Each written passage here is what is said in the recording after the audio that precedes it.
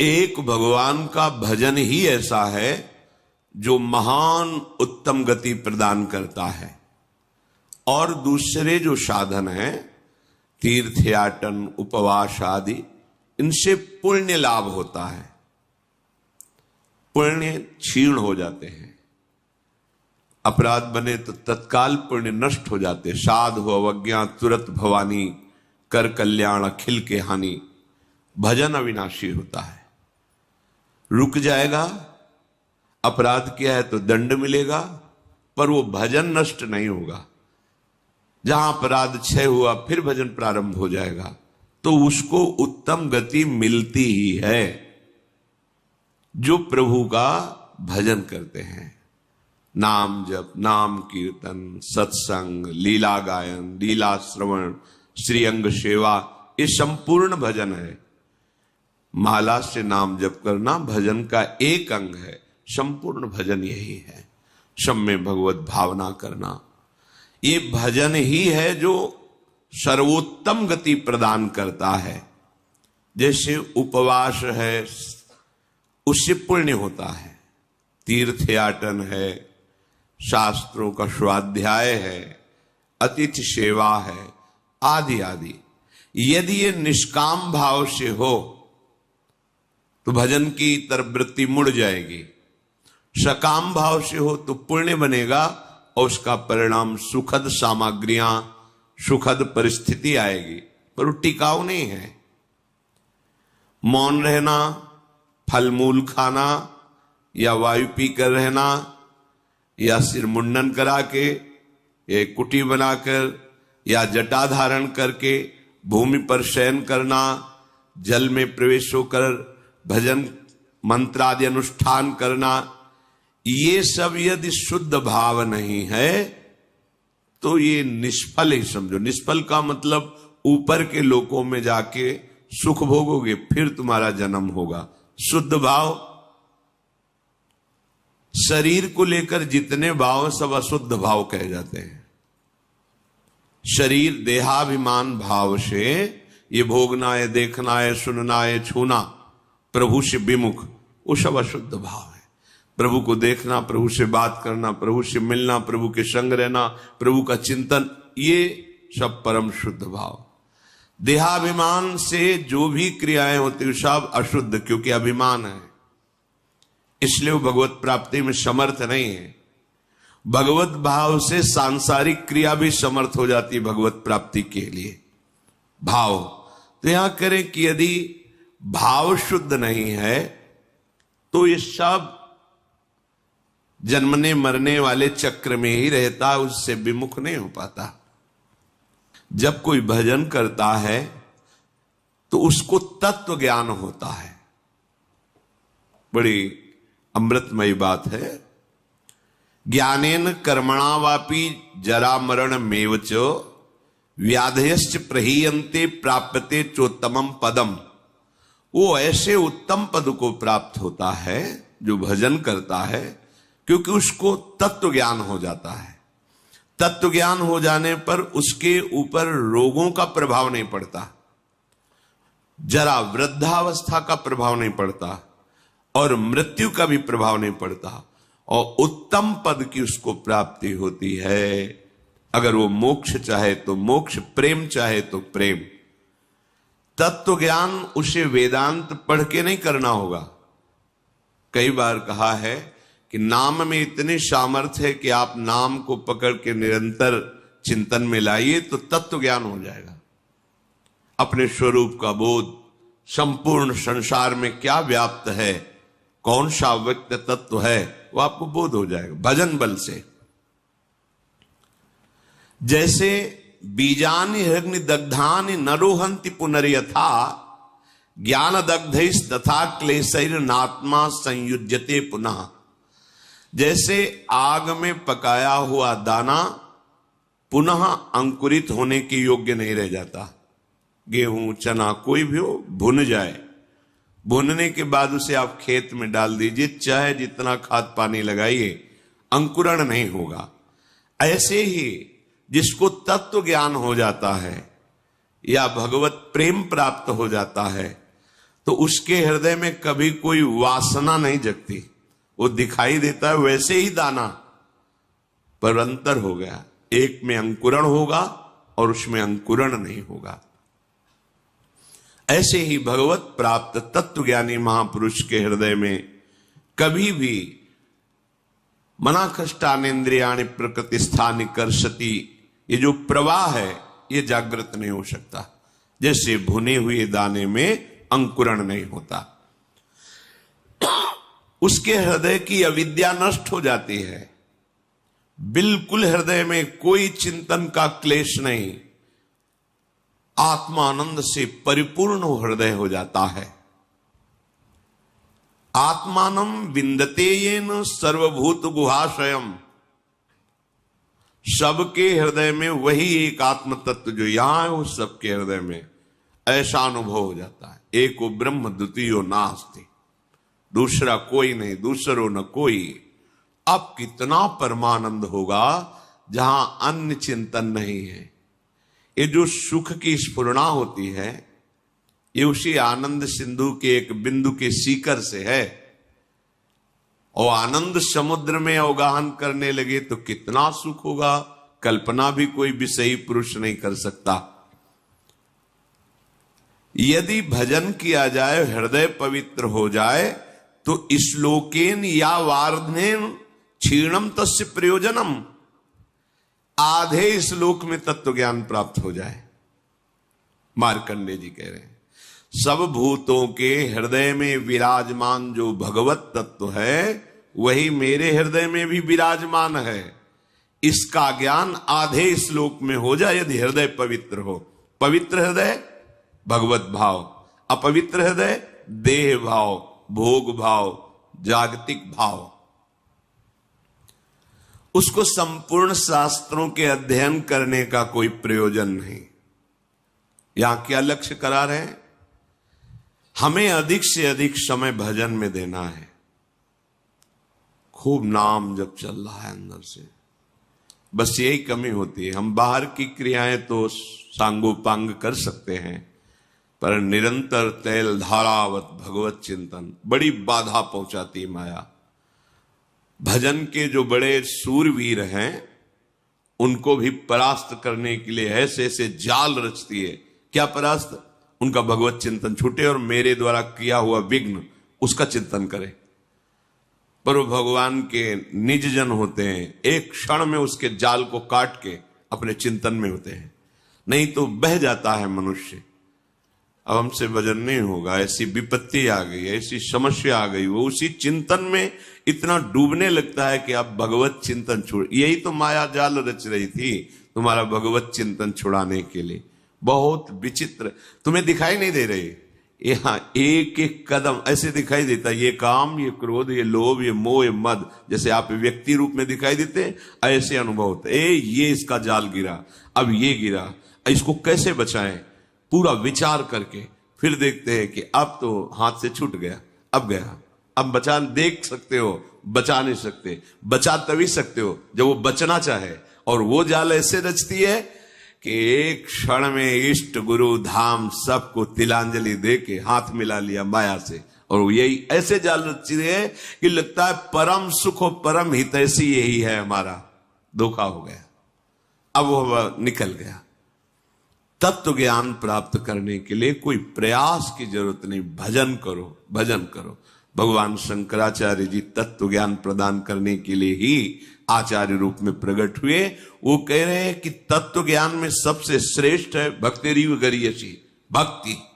अगर भगवान की भक्ति की जाए तो बहुत जल्दी तत्व ज्ञान प्राप्त हो जाए। भगवान शंकराचार्य जी भी निरंतर भजन, मैं कौन हूं, संसार का क्या स्वरूप है, भगवान का क्या स्वरूप है, सब आपको बोध हो जाएगा। नौ योगेश्वर इस सिद्ध महापुरुष आकाश मार्ग से चलते रहते हैं, अब भी हैं। ये विरक्त महापुरुष प्रायः जो सच्चे मार्ग के पथिक होते हैं उनके दर्शन पथ पे आते हैं, उपदेश देते हैं। इन्होंने कहा है कि एक एक कवल अन्न पाने जिसे जैसे क्षुधा निवृत्ति तुष्टि पुष्टि होती है, ऐसे ही एक एक क्षण भजन करने से आपके हृदय में अपने स्वरूप का ज्ञान, प्रभु के चरणों में प्रेम और संसार का ज्ञान, पूरा कुछ पढ़ना लिखना नहीं पड़ेगा। आप भजन कर रहे, सत्संग सुन रहे, भजन करते रहे, अपने आप ज्ञान स्फुरित होता चला जाएगा। पर सबसे कठिन इस संसार में है भजन करना। कोई माने या ना माने, कुछ कठिन नहीं, सबसे कठिन है भजन करना, क्योंकि ये अंदर की बात है। बहुत शांति से भजन में लगे हो, ऐसा माया जाल रच दिया कि अब लगा अरे क्या होगा, अब क्या होगा, छूटा भजन, छूटा। वो रचे ही अब क्या होगा, किसकी सलाह ले, किससे मिले, ऐसी विपत्ति, ऐसा संकट, ऐसा जाल कि लगता है अब क्या हो। अब वो राजी हो रही, छूटा भजन, छूटा। और जो चतुर है, राधा राधा राधा राधा राधा, मर जाऊंगा पर छोड़ूंगा नहीं, नष्ट हो जाऊंगा पर नाम नहीं छोड़ूंगा, सब अपमानित करे नाम नहीं छोड़ूंगा। अगर चूक हो गई, अब मैं वो क्या करूं जिससे मेरी प्रशंसा बच जाए, मेरा सम्मान बच जाए, मेरा परिवार बच जाए, मेरे पास पुनः सब सुख सामग्री आ जाए। भजन छूटा। ये बड़ी सूक्ष्म इसकी चाल है। तो आत्मानम विंदते एन सर्वभूत गुहाशयम, सबके हृदय रूपी गुफा में हमारा आराध्य देव शयन कर रहा है। भजन करने वालों को ऐसा अनुभव हो जाता है। द्व्याक्षरादाभि संधाय केचिच्छ लोक पदांकितई, बहुत महिमामयी बात है। सतैरन्नई सहस्त्रैश्च प्रत्ययो मोक्ष लक्षणम, कोई प्रभु के 2 अक्षर का नाम पकड़ ले, राम, कृष्ण, विष्णु, शिव, इसमें जैसा लिखा, राधा 2 अक्षरा, पराविद्या 2 अक्षरा, और निरंतर उसे रटे, मार्कंडेय जी कह रहे हैं, तो परमात्म तत्व का प्रेम और ज्ञान उसके हृदय में प्रकाशित हो जाएगा। सबसे उत्तम बात है नाम जप। जैसे प्रायः लोग जब सुनते हैं कि कोई संत हैं, उनके पास जाओ तो कामना की पूर्ति होती है, कई बार हम आप लोगों को बिल्कुल साफ करके बताते हैं, भगवान प्रणत कामदम है। प्रणत कामदम पद्मजार्चितम धरणि मंडलम ध्येयमापदी, जिन चरणों का ध्यान मात्र करने से समस्त कामनाओं की पूर्ति होती है, उन प्रभु के धाम में आ पाए। प्रभु के जनों के प्रति आपकी भगवत भाव श्रद्धा हुई, प्रभु का नाम यश सुना, इससे आपका काम बनता है। आप समझो, संतों के पास जो है मूलधन वो नाम है, भगवान की महिमा है। वो जब आप सुनते हैं, नाम जब करते हैं, उनके प्रति भाव रखते हैं, आपका मंगल होना प्रारंभ हो जाता है। यदि आप नाम नहीं जप कर रहे, सतमार्ग में नहीं चल रहे, तो आप लिख लेना, कहीं भी जाओ आपके हाथ में आखिरी में पराजय ही लिखी रहेगी, आपको परास्त होना पड़ेगा। अगर नाम है तो फिर कहीं जाओ या ना जाओ, विजय तुम्हारे हाथ में है, बस धैर्य पूर्वक।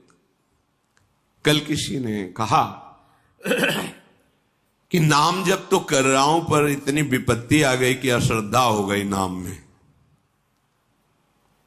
कि नाम जब कुछ नहीं कर पा रहा। हम उनकी बात करते हैं जिनके रोम रोम से नाम चलता है, उनको भी शारीरिक विपत्तियां आई है। ऐसे चरण रख देते थे तो वो भूमि बोलती थी विट्ठल विट्ठल विट्ठल, भूमि उनके ऊपर खौलता हुआ गर्म पानी फफोला ही फफोला शरीर पड़ गया। हा विट्ठल जल रहा हूं, ऐसा बोले श्री तुकाराम जी। तुम कितना जप करते होगे?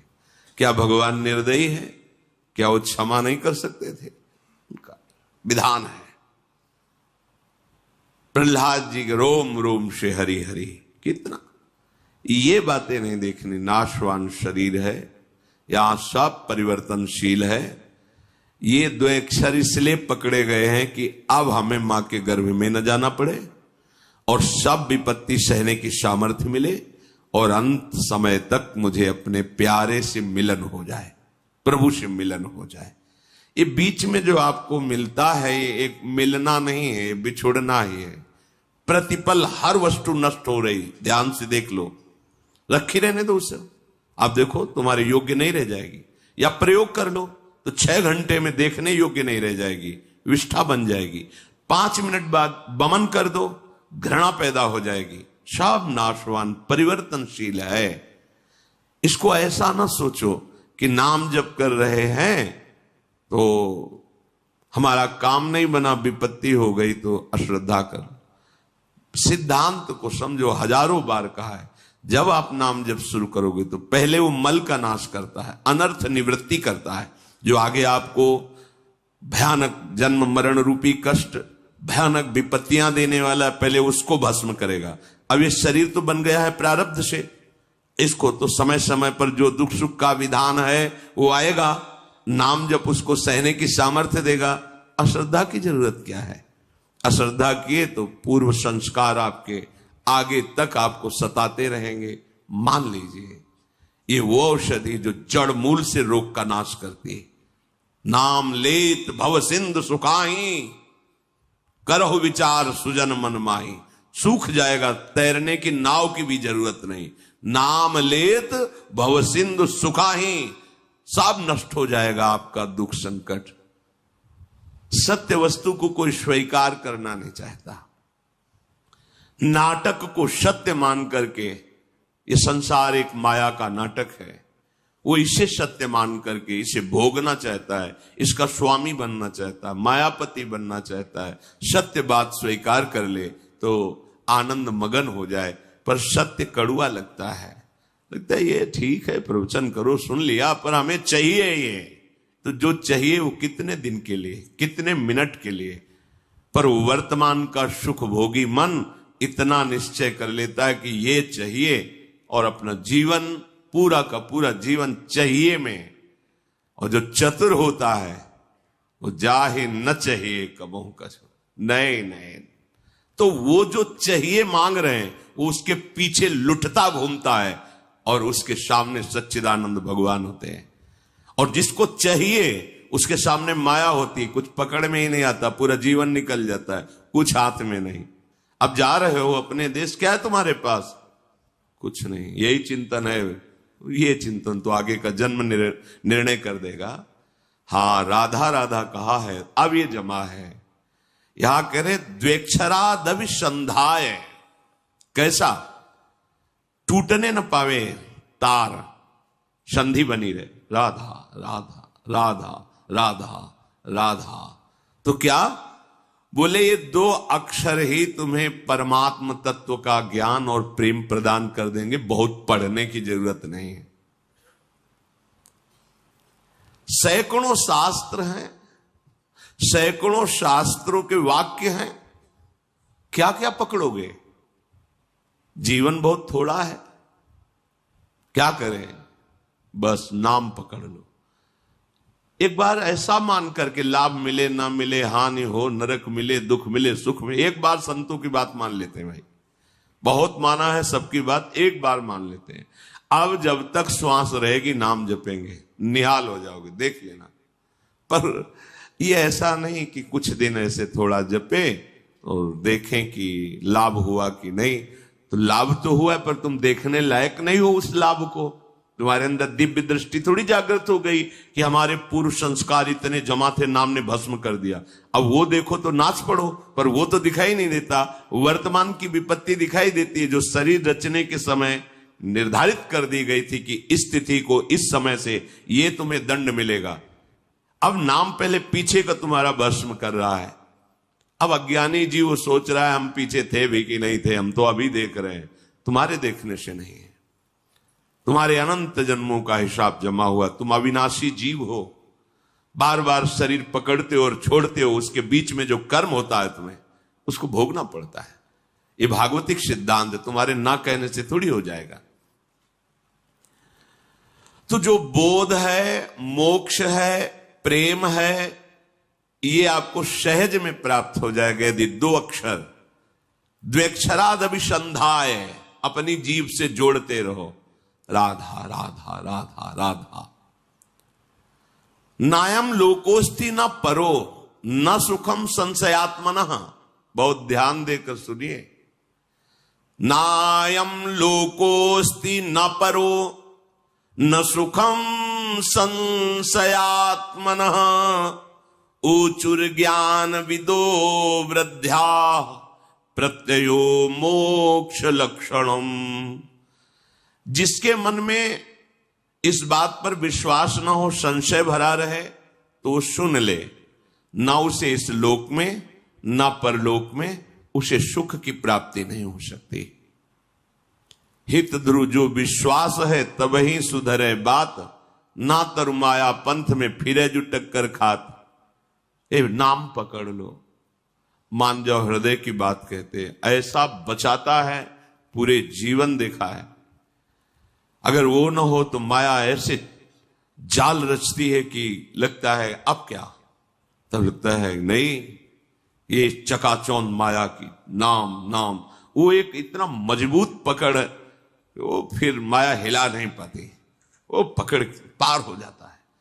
ऐसे ऐसे मगरमच्छ हैं इस माया में कि लील जाए पता भी न चले कि वो था भी कि नहीं था।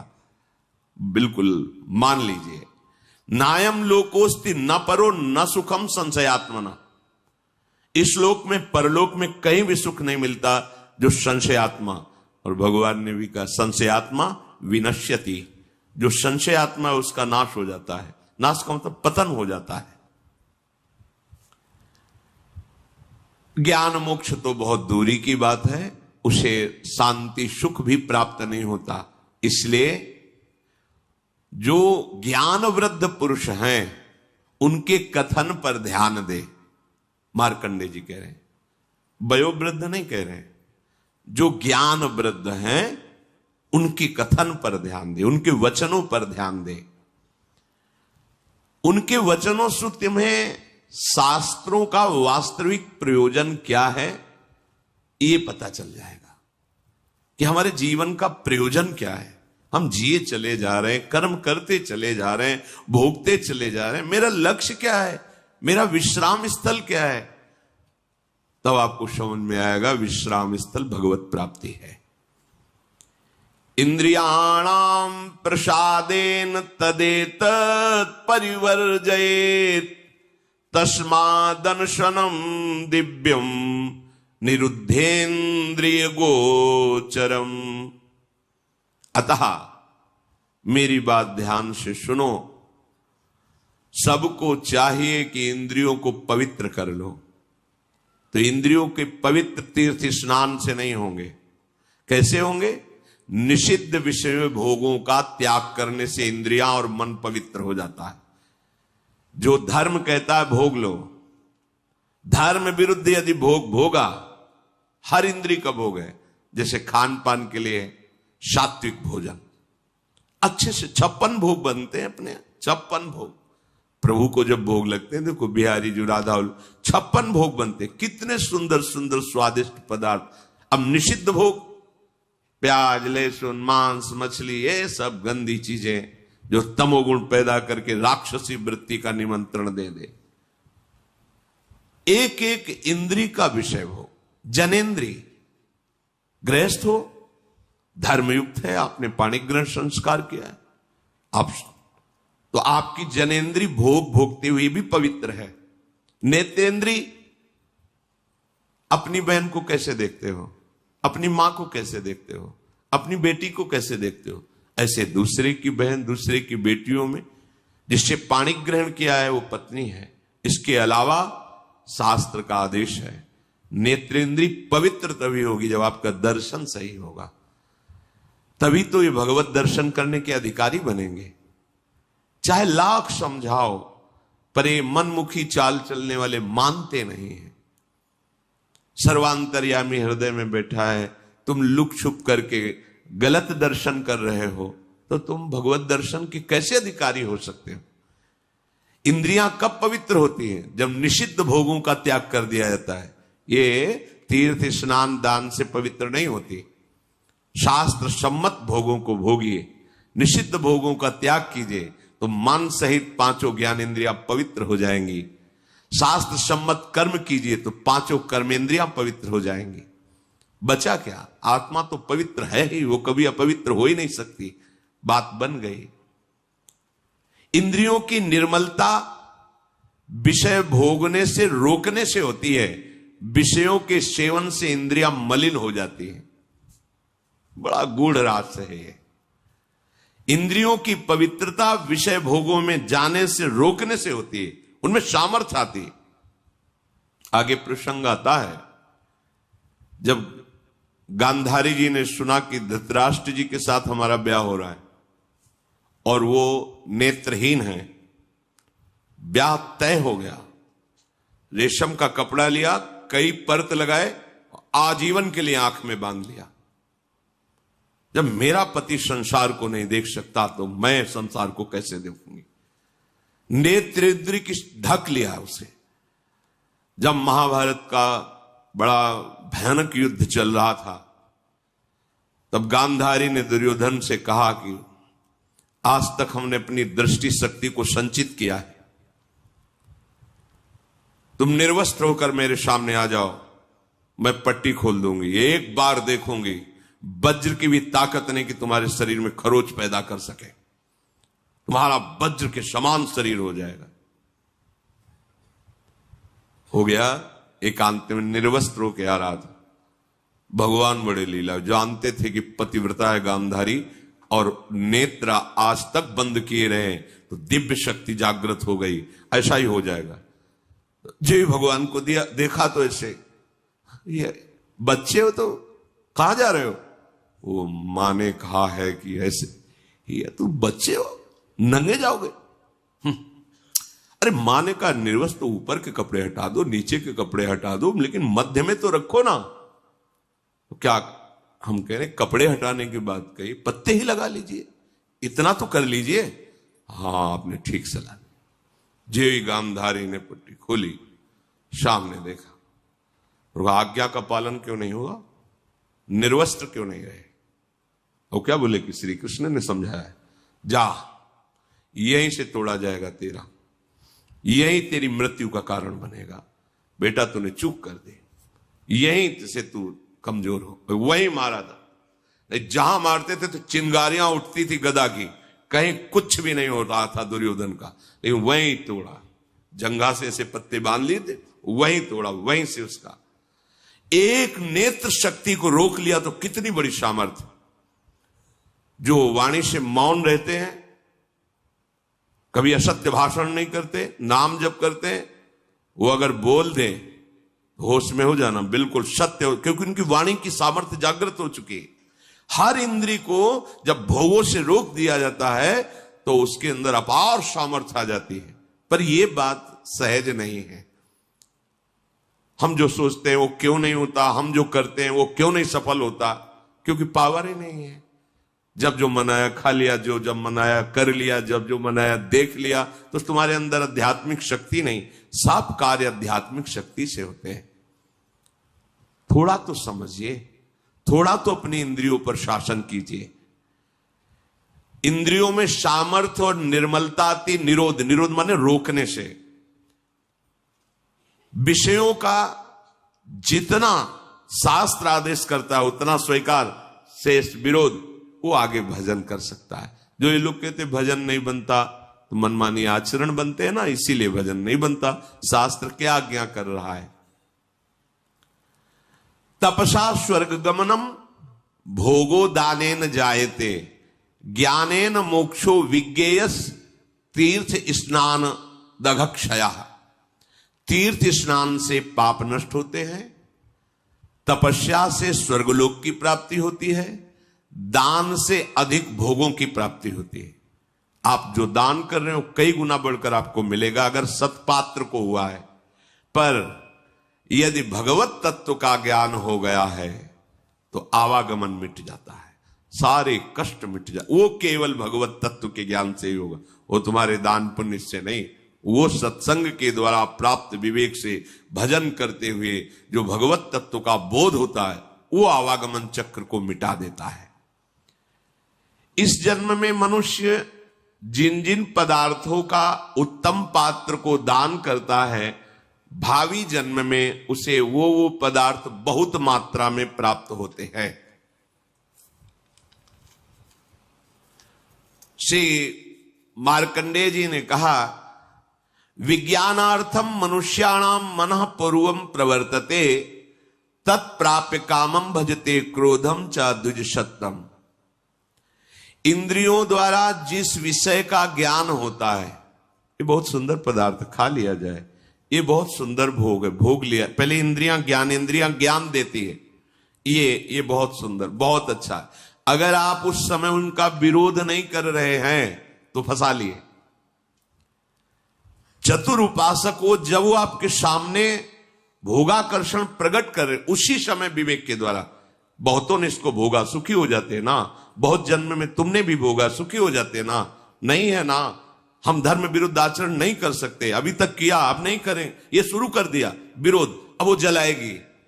प्रमथन स्वभाव वाला मन, प्रमथन स्वभाव वाली इंद्रियां जलाएगी, उसको तुम सह जाओ, बस सहन नहीं कर पाते। हम बहुत कुछ सहन कर सकते हैं।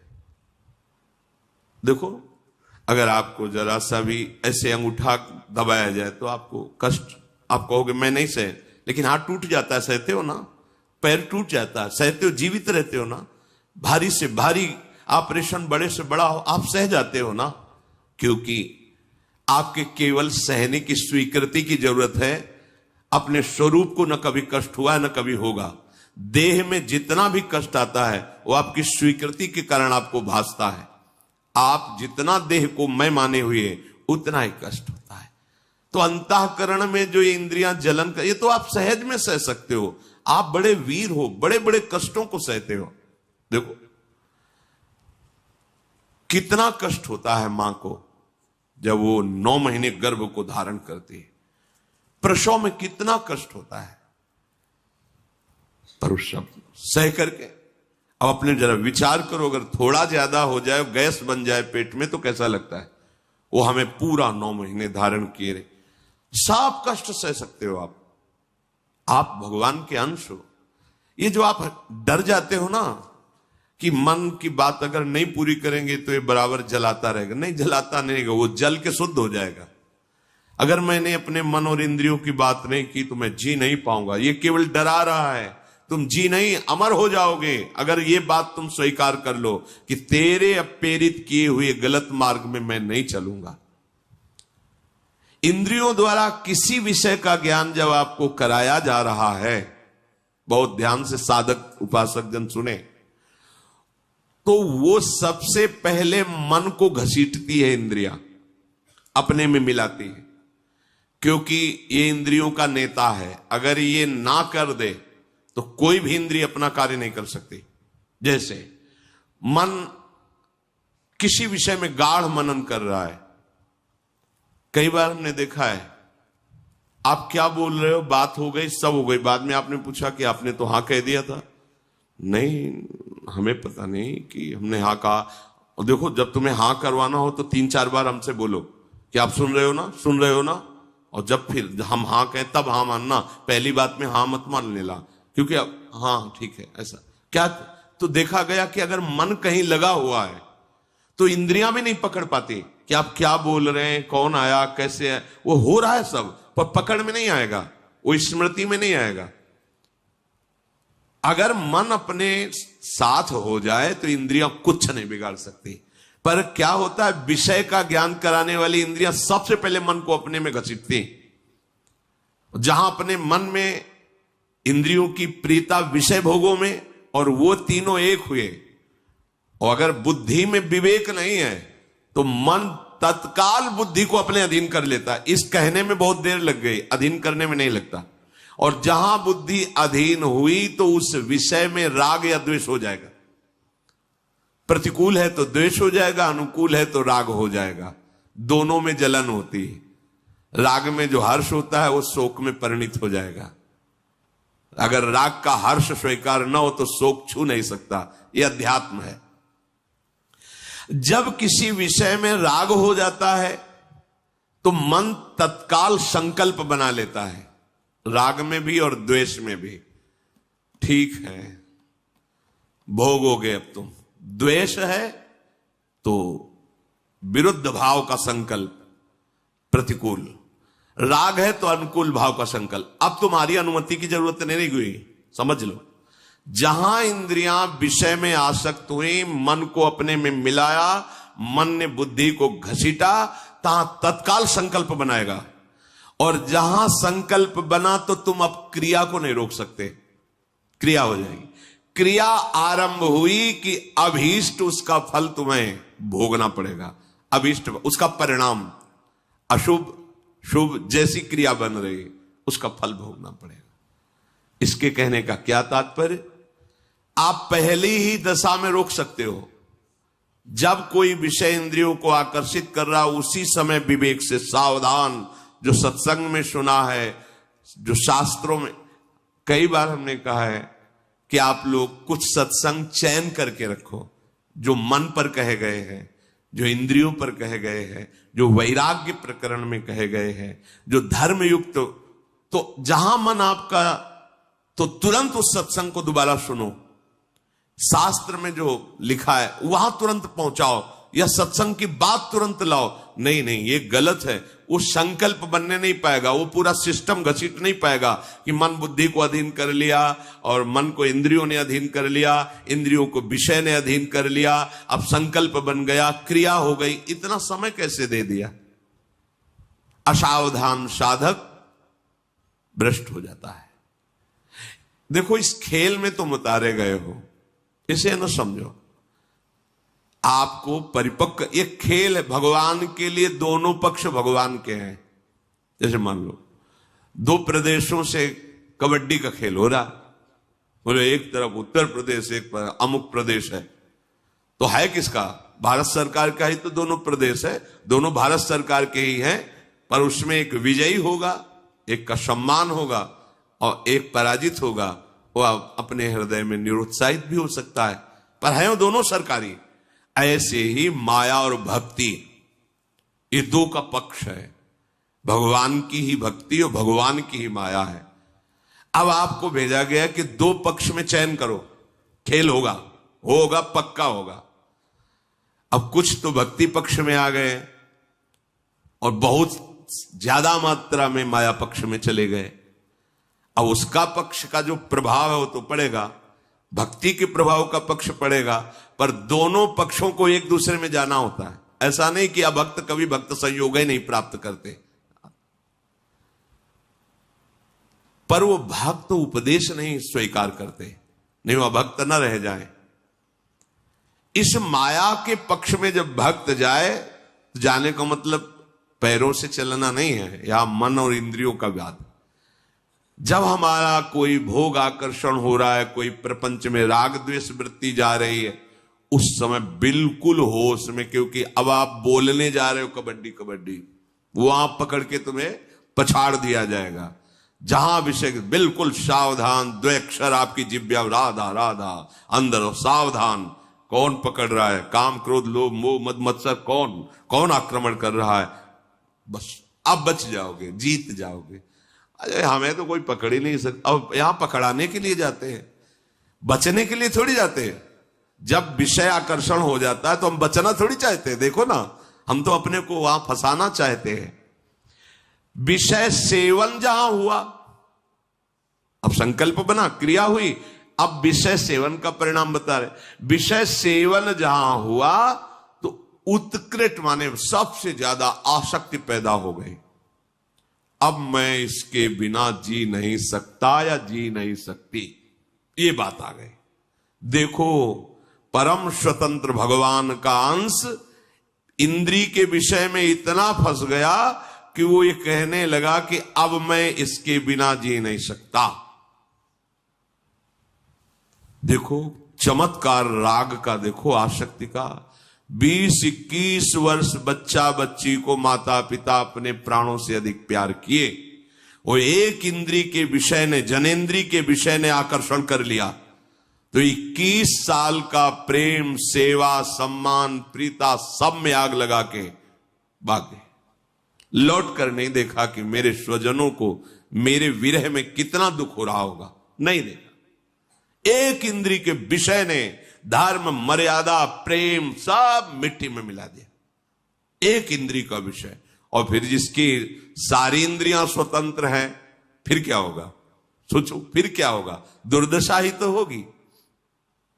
विषय सेवन के प्रति उत्कृष्ट आसक्ति, और आसक्ति बराबर रहेगी नहीं, ये भी ध्यान, बहुत ध्यान से सुनो, शास्त्र है।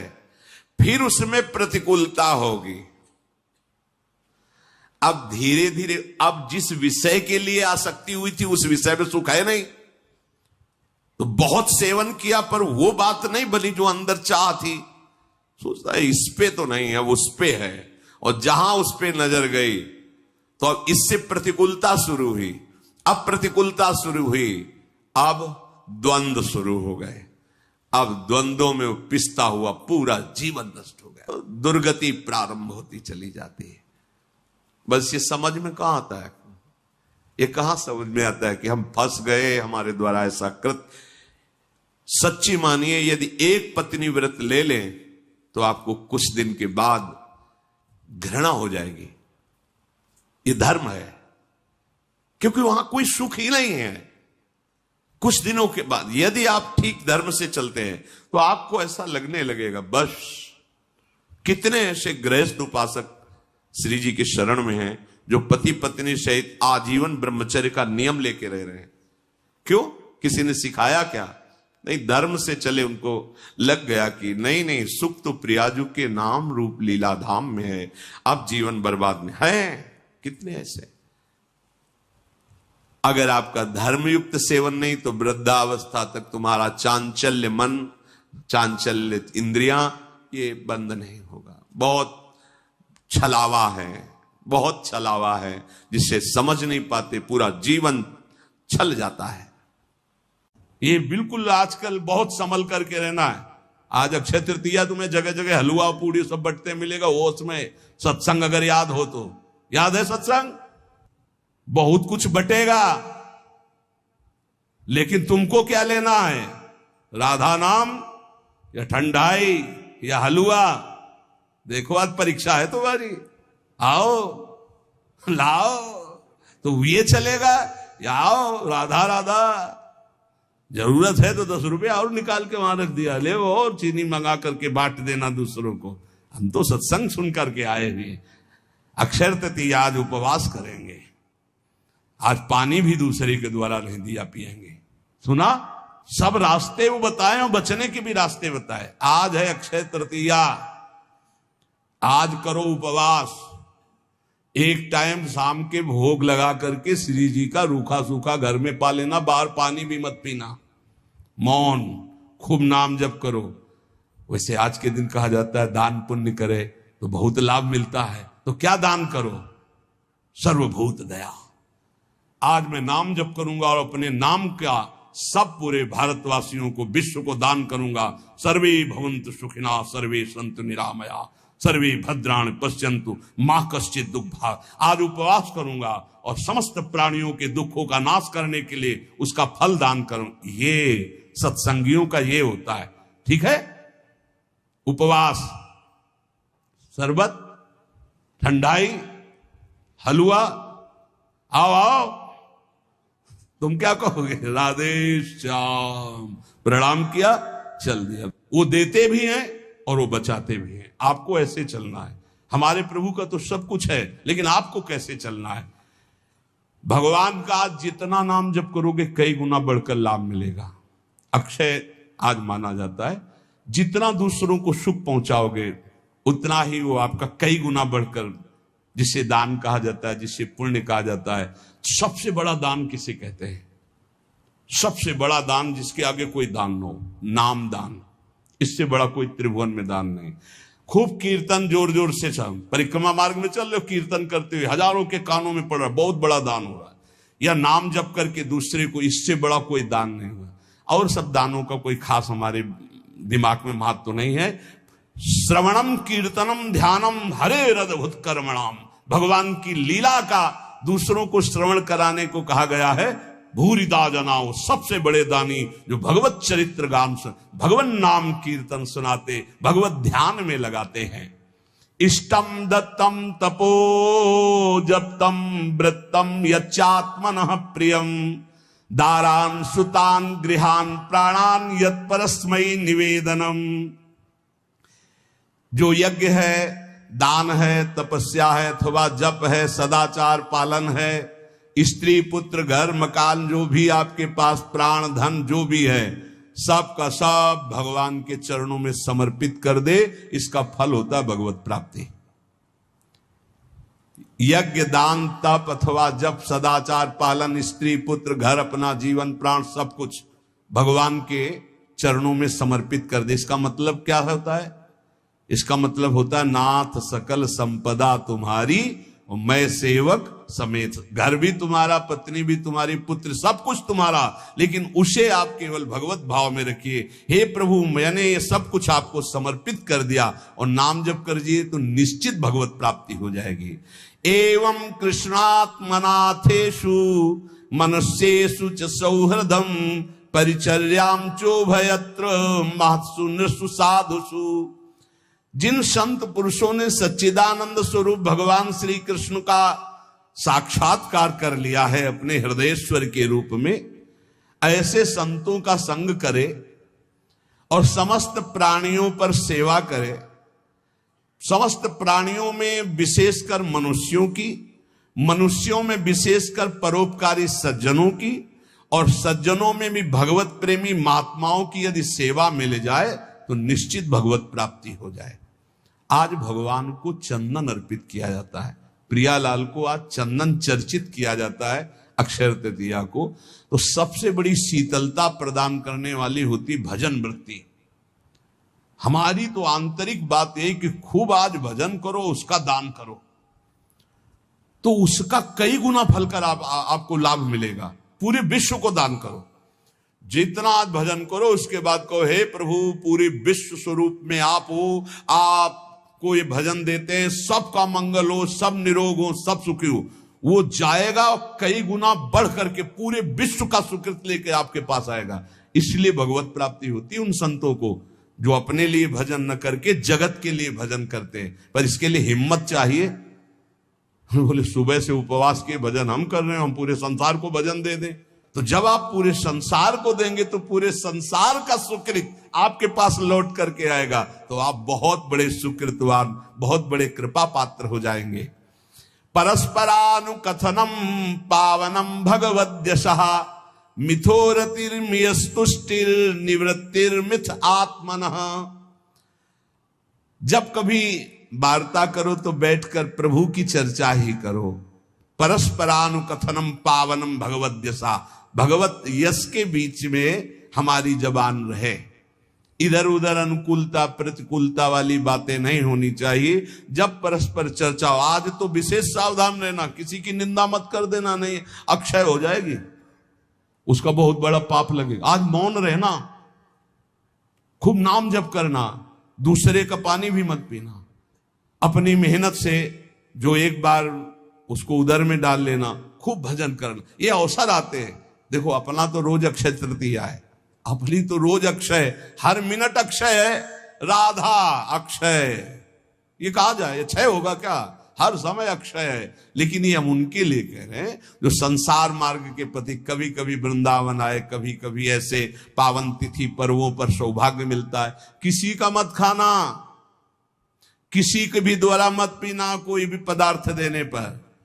बिहारी जी के मंदिर में, राधा वल्लभ जी के मंदिर में जो मिले वो किनका ले लेना, और परिक्रमा लगाओ वृंदावन की, गिरिराज जी की लगाओ, जितनी तुम में सामर्थ्य हो। यमुना किनारे बैठकर नाम जप करो, वाणी जी का गायन करो, दूसरों की सेवा करो, मौन हो जाओ, एकांत, अपराध न बनने पाए। यही उठाते हैं जीवन को, यही लौकिक पौरलौकिक सब सिद्धियां संपत्तियां प्राप्त कराते हैं।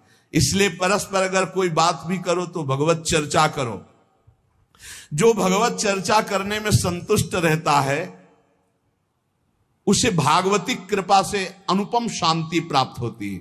बोले शांति कैसे मिलेगी? भगवत चर्चा करो, शांति मिल जाएगी। स्मरंता स्मारयन्तश्च मिथौघौघहरं हरिं भक्त्या संजातया भक्त्या बिभत्युत्पुलकां तनु जो खुद भगवान का स्मरण करता है और दूसरों को स्मरण कराता है। अपने लोगों की तो पद्धति पहले ही बोले राधे राधे राधे राधे राधा राधा, तो हम जब बात करें तो पहले नाम उच्चारण, स्मरंता स्मारयंतश्च, स्वयं स्मरण करें और दूसरों को स्मरण करावें, तो प्रभु राशि राशि पापों का नाश कर देते हैं।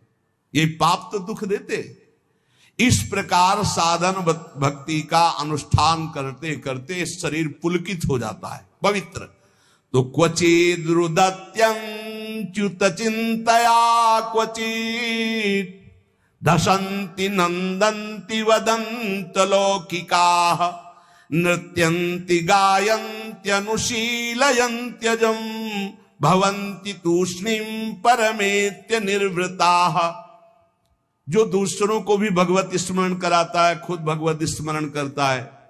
अब एक ने कटाक्ष किया इस बात पर कि आप एक जगह बोलते अपने भक्ति को छिपा के रखे हो, एक जगह कहते दूसरों को भी नाम स्मरण कराइए, खुद स्मरण कीजिए, तो आपकी इन दोनों बातों का मिलान नहीं बनता। तो इसका मतलब क्या है? देखो तुम्हारी बहुत छोटी बुद्धि है, उससे तुम पकड़ नहीं पाते। अपनी महिमा प्रभुता छुपा के रखो, भगवान की महिमा प्रभुता को गाओ। छिपाने की बात क्या कहेगी? आपका जो भागवतिक संबंध है उसमें जो आपको अनुभव हो रहा है, कृपा का, जो दुलार का, जो आपकी साधनात्मक उन्नति का, उसे छुपा लो। लेकिन भगवान की महिमा स्वयं गाओ, दूसरों को गाओ, भगवान नाम स्वयं जपो, दूसरों को जपाओ। ये अज्ञान के कारण तारतम्य को नहीं बैठाल पाते। अच्छा है पूछ लो, जिससे तुम्हारा संशय चला जाए। रोका जाता है कि अपनी भक्ति को छिपा के रखो। क्या भक्ति का स्वरूप? जो आपको दिव्य अनुभव हो रहे हैं उनको मत बोलो। आप ऐसा साबित मत करो। दूसरे को नाम जप करो, दूसरे को भगवत चर्चा सुनाओ, दूसरे की भागवतिक उन्नति चाहो और भगवान का यश गाओ, तो आपकी आध्यात्मिक उन्नति होगी। अपनी उन्नति के जो आपको अनुभव है उनको छुपा के रखो, उनको समाज में व्यक्त मत करो। उसे कहा जाता है छुपाना। अब उसके हृदय की एक विलक्षण स्थिति होती है, वो कभी भगवान के चिंतन में ऐसे डूबता है कि अभी तक भगवान नहीं मिले, क्या करूं, कहां जाऊं, किससे पूछूं, मुझे कैसे भगवत प्राप्ति हो। अब वो चिल्ला चिल्ला कर रोने लगता है। क्वचित रुदत्य अच्युत चिंतया, भगवान के चिंतन में इतना डूबा, कैसे मिलेंगे, और चिल्ला चिल्ला कर रोने लगा। कभी वो भगवान की ऐसी लीला स्फूर्ति हो जाती, वो देखता है परम ऐश्वर्यशाली भगवान, यशोदा मैया छड़ी लेकर कह रही दिखा मुख, तूने मिट्टी खाई, भगवान डर रहे। ऐसी लीलाएं स्फुरित होती। वो कभी खिलखिलाकर हंसने लगता है, कभी भगवान के दर्शन के आनंद की उन्मत्तता में वो नाचता है, कभी लोकातीत भाव में भगवान के सामने गीत गाता है, भगवान से बात करता है। इस प्रकार उसकी दिव्यता, दिव्य भावों की जागृत हो जाती है। तो उपासक नाम जप करे, भगवत चर्चा सुने, और ऐसे लोगों का किसी भी तरह के कोई चमत्कार से प्रभावित ना हो। जहां प्रभु का नाम, प्रभु का रूप, प्रभु की लीला, प्रभु का धाम की महिमा का गान ना हो, बिल्कुल बच के रहो। कलयुग की आंधी चल रही, सच्ची मानिए, नाम जप से ही ब्रह्मबोध होता है, नाम जप से ही भगवत प्रेम होता है। नाम जैसा कोई महान धन नहीं, नाम जैसा कोई मित्र नहीं, नाम जैसा कोई तीर्थ नहीं, नाम जैसा कोई अंगरक्षक नहीं, नाम जैसा कोई अंगरक्षक नहीं। नाम पहारू दिवस निशी, ध्यान तुम्हार कपाट। रात दिन नाम जप कर रहे तो नाम का पहरा कोई बाल बांका नहीं कर सकता। खूब नाम जप करो, बचाओ, ऐसे पर्वों में अपने को बचाओ, दूसरों के दान पुण्य से बचो।